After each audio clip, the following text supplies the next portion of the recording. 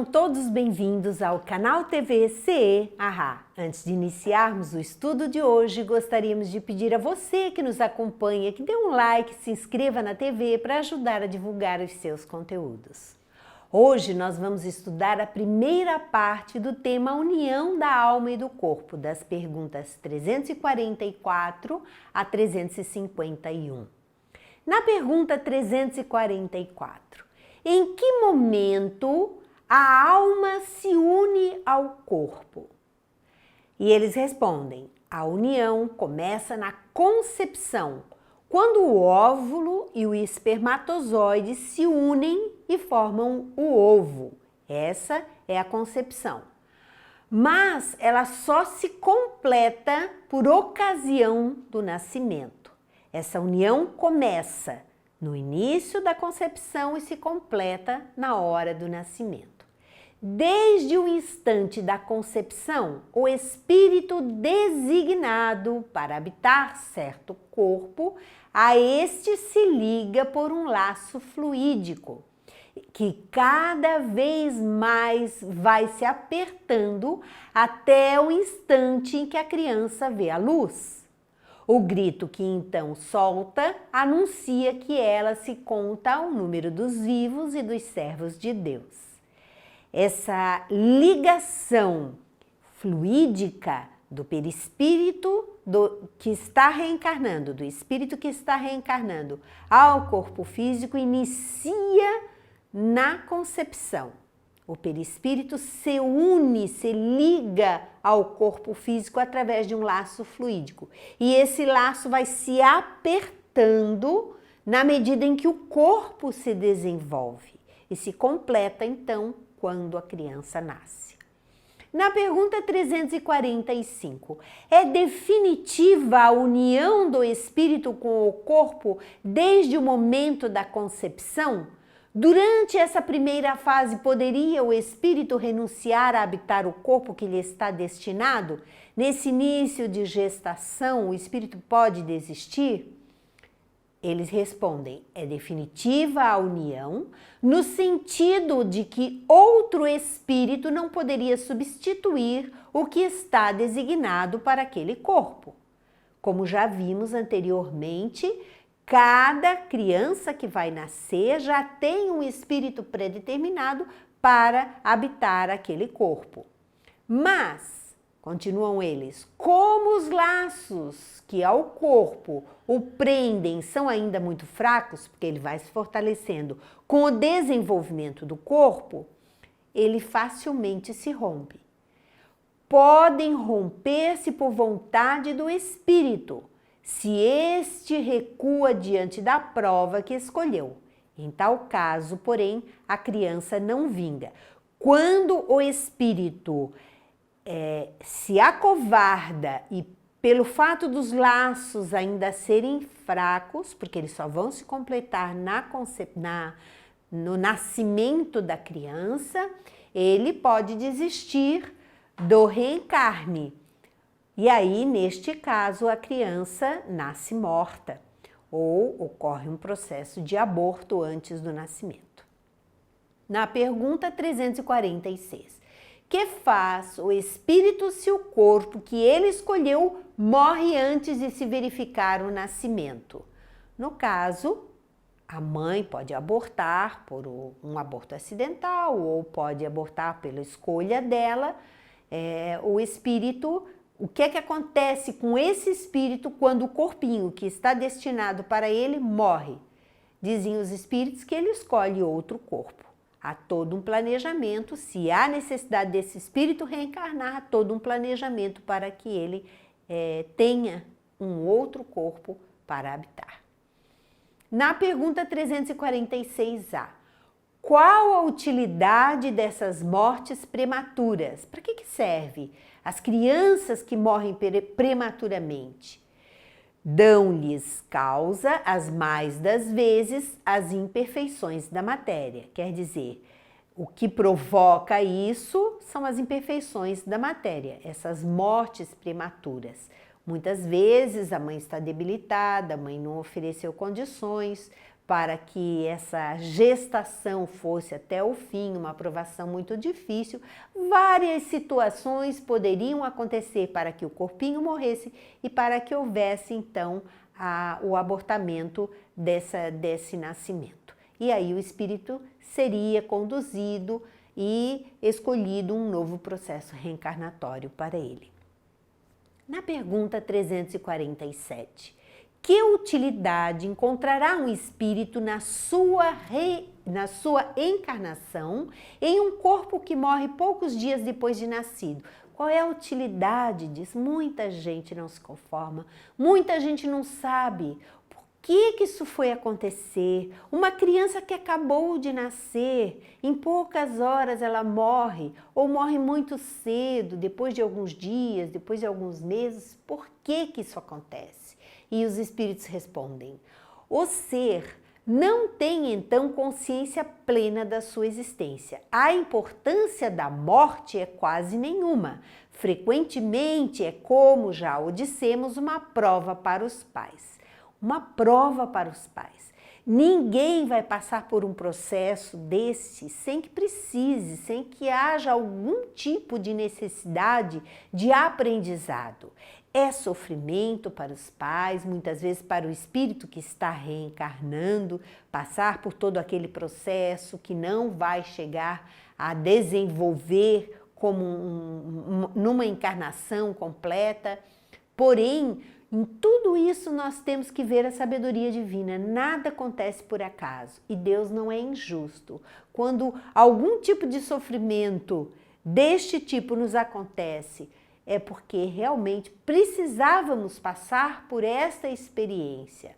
Poderíamos não saber hoje o porquê disso, mas confiemos, mais tarde nós saberemos o porquê das nossas dores, o porquê dos nossos sofrimentos, nós entenderemos e ficaremos muito felizes se soubermos passar por esses processos com resignação, sem nos desesperarmos, sem nos revoltarmos, porque a revolta só vai prejudicar o nosso aprendizado.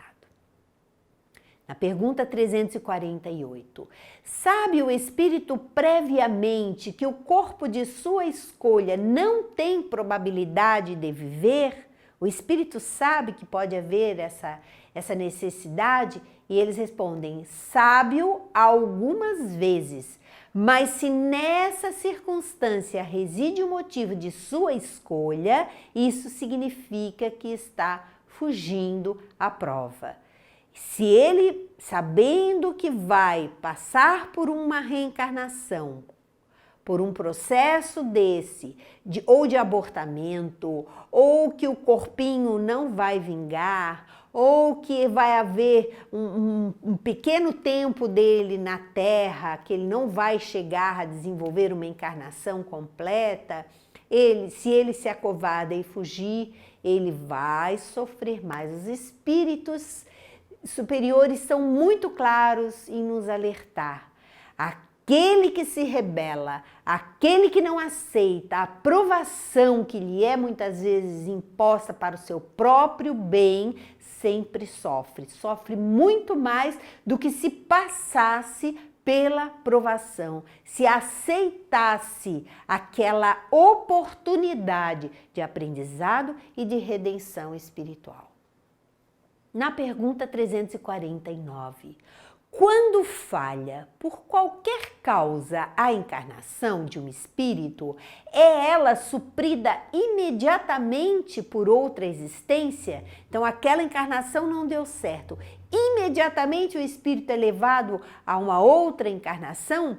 E eles respondem, nem sempre o é imediatamente. Faz-se mister dar ao espírito tempo para proceder a uma nova escolha, a menos que a reencarnação imediata corresponda à anterior determinação.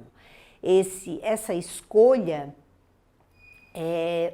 tudo vai depender da necessidade do espírito, do que foi programado pela espiritualidade superior, porém, os espíritos que saem de um processo reencarnatório, mesmo que por pouco tempo, ele necessita de um tempo no plano espiritual para se refazer, para se preparar, para fazer novas escolhas. Então, a situação não é feita como num passe de mágica. Tudo é planejado, tudo é muito bem estruturado pela espiritualidade, visando o sucesso do processo reencarnatório ou o sucesso do aprendizado daquele que vai passar pelas provas e expiações durante esta reencarnação. Na pergunta 350, uma vez unido ao corpo da criança, e quando já lhe não é possível voltar atrás, sucede alguma vez deplorar o espírito a escolha que fez? O espírito pode se arrepender? Depois que está ligado ao corpo, ele pode se arrepender? Eles respondem: perguntas-se como o homem se queixa da vida que tem? E se desejaria que outra fosse ela? Sim.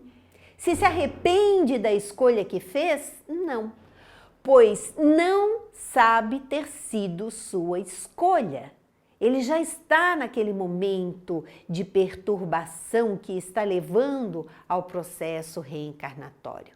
Então, muitas vezes ele pode sentir, o medo faz com que ele se sinta arrependido, porque que ele escolheu, porque que ele quis voltar. A insegurança, assim como nós temos insegurança aqui na Terra, durante encarnados, nós ficamos seguros, será que eu fiz a escolha certa? Será que vai dar certo? Tudo isso remete a uma falta de fé, a um medo muito grande, que faz com que duvidemos até de que estamos sendo amparados pela espiritualidade superior, por Deus. Muitas vezes nós duvidamos disso, o medo faz isso, o medo é o grande inimigo da fé. Mas eles continuam. Depois de encarnado, não pode o espírito lastimar uma escolha de que não tem consciência, porque nós esquecemos de tudo. Quando estamos encarnados, nós esquecemos das nossas escolhas. Pode, entretanto, achar pesada demais a carga e considerá-la superior às suas forças. Quantas pessoas sentem como se o peso fosse maior do que pudesse carregar, principalmente aqueles que não têm conhecimento espiritual nenhum, que são materialistas, eles sentem um peso muito maior pela falta de fé.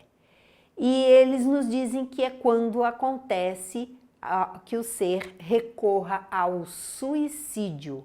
Aqueles que recorrem ao suicídio é porque não conseguem manter um equilíbrio pela fé, pela compreensão das coisas, se desesperam, se amedrontam, entram em processos vários de desequilíbrio que o levam ao suicídio.